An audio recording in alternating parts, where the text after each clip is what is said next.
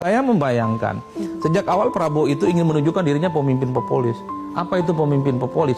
Narasi, statement-statement, dan kebijakannya langsung ke rakyat. Makanya Prabowo bilang, apa itu diskusi kalau masih banyak orang lapar? Apa itu kemudian diskusi kalau masih banyak orang yang miskin? Prabowo ingin bilang bahwa apapun akan dilakukan sepanjang persoalan-persoalan kerakyatan itu bisa tuntas. Jangankan birokrasi, kementerian-kementerian juga akan dipangkas. Kan kira-kira begitu. Siapa yang tidak senang sih? Ya, satu, orang dikasih makan gratis kok senang orang. Biaya haji dipotong. Orang seperti saya, orang Madura, yang memang seumur hidupnya ingin haji, senang betul dengan kebijakan begini.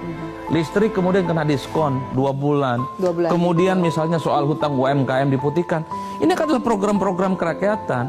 Yang paling penting sebenarnya adalah bagaimana program yang selama ini hanya dinikmati oleh kelompok orang. Birokrasi sebut saja.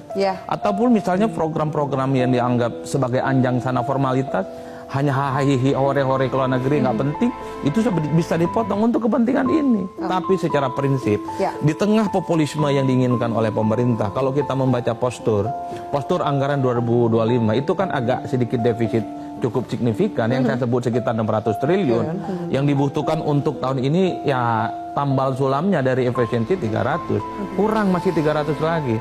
Nah, apalagi pada saat yang bersamaan, kan insentif pajak kita salah satu terbesarnya kan misalnya dari ini soal aktivitas di batu bara, nikel, tambang, dan seterusnya.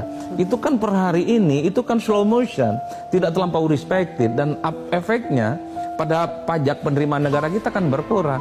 Inilah yang kemudian memang harus dipikirkan. Nah, solusinya mungkin ada dua, ngutang atau tarik investor. Ini kan kalau mau jujur, ini hanya sebatas konsumsi kelas menengah ke atas.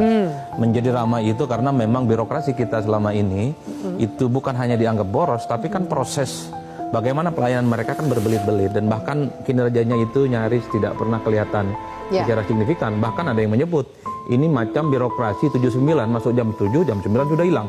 Kan itu yang sebenarnya, iya, artinya apa yang kemudian menjadi ramai soal efisiensi itu karena ini dianggap bagian dari huru-hara dan pemborosan era sebelumnya. Ada pengakuan dari mantan menteri tertentu misalnya soal bansos yang mencapai 500 triliun, itu kan 50%-nya nggak tepat sasaran. Itu orang marah, yang dikorbankan adalah efisiensi.